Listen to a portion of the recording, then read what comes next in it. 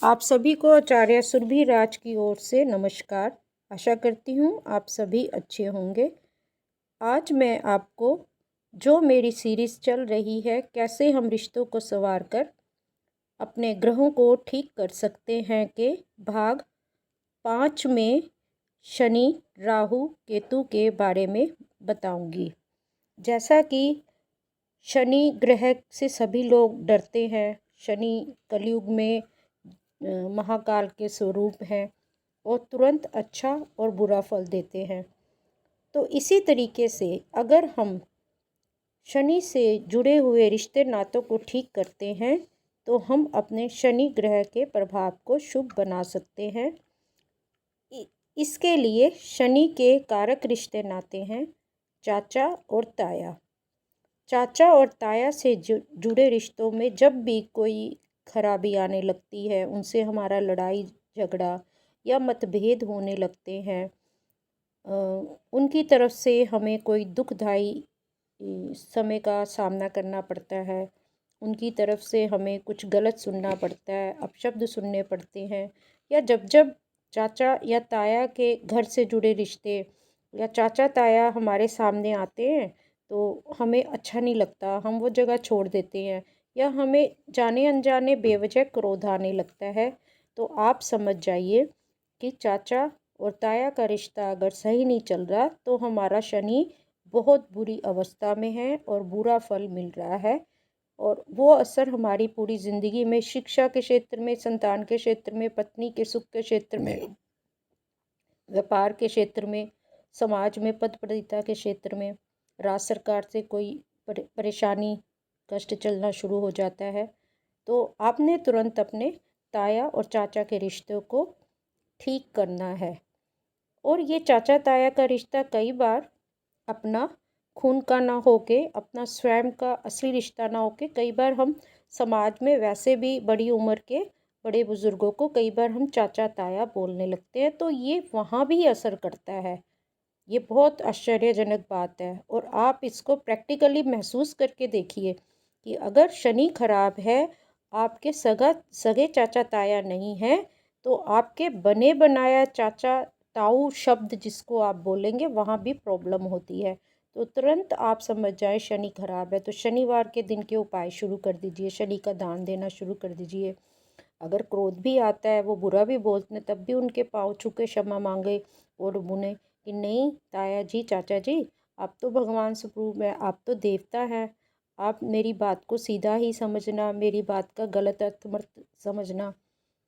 यानी कि अपने कर्मों को और अपने आचार व्यवहार को ठीक करें। तो आप देखेंगे कि शनि ग्रह अच्छा होने लगा है, अच्छा फल दे रहा है और चाचा ताया के रिलेशन भी अच्छे हो रहे हैं।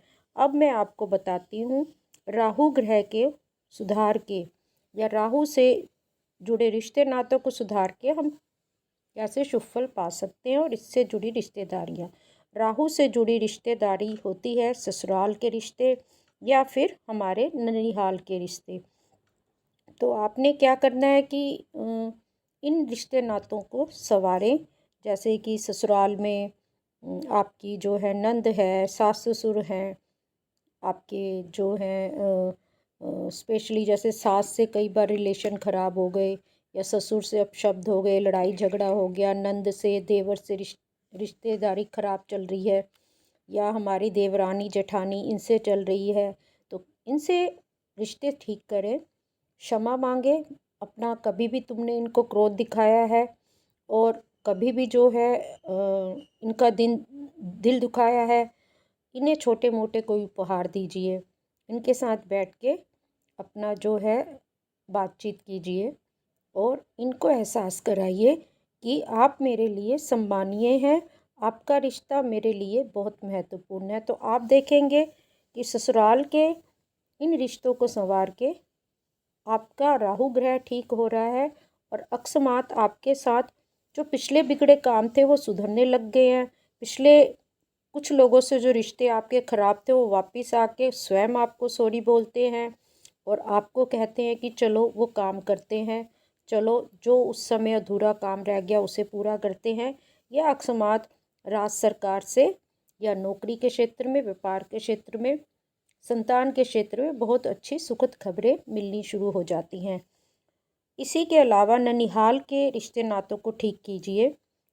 ननिहाल में मामा, मामी, नाना, नानी, उनसे जुड़े रिश्ते, उनको ठीक कीजिए। क्षमा मांगिए, आदर कीजिए, पाँव छू के आशीर्वाद लीजिए। ज़बरदस्ती उनको बोलो कि मुझे आशीर्वाद दो, तो आप देखेंगे कि आपका राहु ग्रह शुभ हो रहा है और अचानक जो कभी सोचा भी नहीं था, अच्छी अच्छी आपको खुशखबरी मिलनी शुरू होती है। आपके बहुत पुराने फंसे हुए काम बनने शुरू हो जाते हैं। इन दोनों रिश्तेदारियों में, चाहे ससुराल हो चाहे ननिहाल हो, कुछ गिफ्ट उपहार दीजिए। कुछ उनको जो है अच्छा धार्मिक ग्रंथ भेंट में दीजिए, जैसे गीता हो गई, जैसे रामायण हो गई। कई बार इन दोनों जगहों के रिश्तेदार जो है संस्कृत में रामायण गीता नहीं पढ़ पाते हैं, तो इनको हिंदी में ला के दीजिए। यानी कि कोई ना कोई धार्मिक पुस्तक इनके इन स्थानों पे रखवाइए, इनको भेंट स्वरूप दीजिए, साथ में फल दीजिए।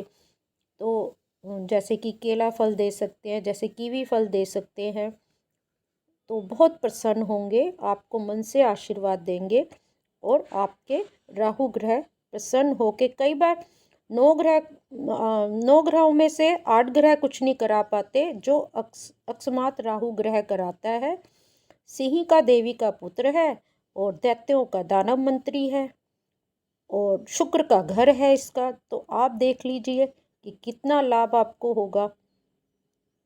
हर ग्रह को पहले समझिए, उसकी रिश्तेदारी को समझिए और उसे मन लगा के सुधारें, तो बहुत ही शुभ फल प्राप्त होगा। अब मैं आपको केतु ग्रह के बारे में बताने जा रही हूँ।